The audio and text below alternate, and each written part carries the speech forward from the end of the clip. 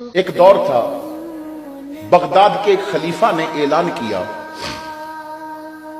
کہ میں نے اپنے بیٹے کی شادی کرنی ہے اور مجھے رشتہ چاہیے۔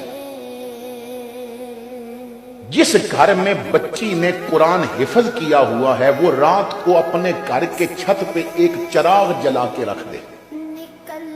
جس گھر میں بچی نے قرآن کا حفظ کیا ہوا ہے وہ اپنے گھر کی چھت پہ ایک چراغ جلا کے رکھ دے۔ میں رات کو جب اپنے محل پہ چڑھوں گا دیکھوں گا کس گھر پہ چراغ جل رہا ہے تو اس گھر سے پھر میں رابطہ کر لوں گا۔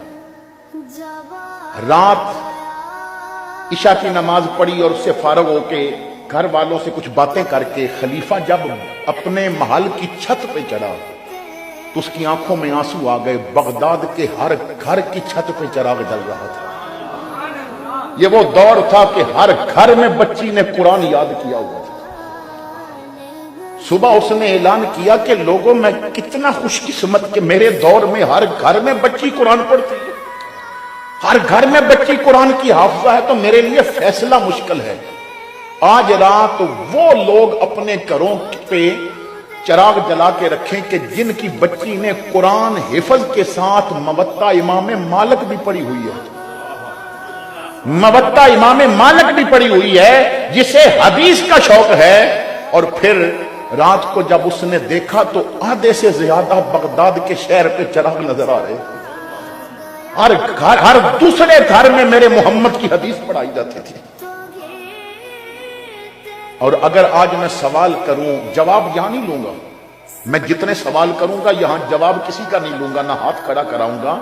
میرا کام ہے اویئرنس دینا، میرا کام ہے ایک سوچ دینا، میرا کام ہے ایک فکر کرنا اور آپ کو ایک فکر دے دینا، ایک سوچ دے دینا۔ ہم نے چراغ جلا کے سرے راہ رکھ دیا، اب جس کا جی چاہے آہے پائے روشنی۔ میرا سوال ہے، جواب یہ نہیں، جواب اپنے گھر میں بیٹھ کے ذرا اپنے آپ سے لینا۔ ایک وہ دور تھا کہ ہر گھر میں بچی بھی قرآن کی حافظہ تھی۔ آج ذرا اپنے آپ سے پوچھنا کہ کتنے مہینے ہو گئے میں نے قرآن کو ہاتھ بھی نہیں لگایا، کتنے مہینے ہو گئے ہمارے گھر قرآن کھولا بھی نہیں گیا، کتنے مہینے ہو گئے میں دعوت فکر دیتا ہوں۔ آپ کو کوئی ایسا دن یاد ہے کہ جب آپ نے بچے کو سامنے بٹھا کے، بیٹی کو بٹھا کے اپنے محمد کریم کی کوئی ایک حدیث سنائی ہو؟ ہمارے نوجوان، ہمارے مسلمان اتنی انگلش پڑھ لیتے ہیں کہ بعض انگریزوں کو پڑھاتے ہیں۔ آپ امریکہ، یورپ، مختلف ملکوں میں یونیورسٹیوں میں جائیں تو وہاں پاکستانی اور انڈین مسلمان وہ استاد ہیں، اتنی انگلش پڑھ لی کہ انگریزوں کو پڑھاتے ہیں، مگر دین اتنا بھی نہیں آتا کہ باپ کے کفن پہ بسم اللہ بھی خود لکھ سکے،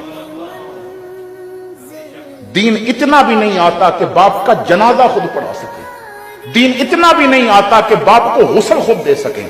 اور میں اکثر ایک بات کہتا ہوں، اس موجودہ دور میں اس بندے کو میں لاکھوں سلام دیتا ہوں جسے بیٹا غسل دے دے،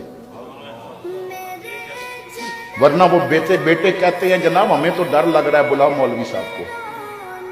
عارف کھڑی نے نہ فرمایا تھا کہ جاندی وار ڈرونا بنیو ہاتھ نہ لاندے ڈر دے، جاندی وار ڈرونا بنیو ہاتھ نہ لاندے ڈر دے، او جنہ لئی تو پاپ کمائے اج کتھے نہیں تیرے گھر دے۔ قبریں پڑی ہیں، اندر لیٹے ہیں اور بیٹا قبر بھی بھول چکا ہے کیونکہ دین سے دوری ہے۔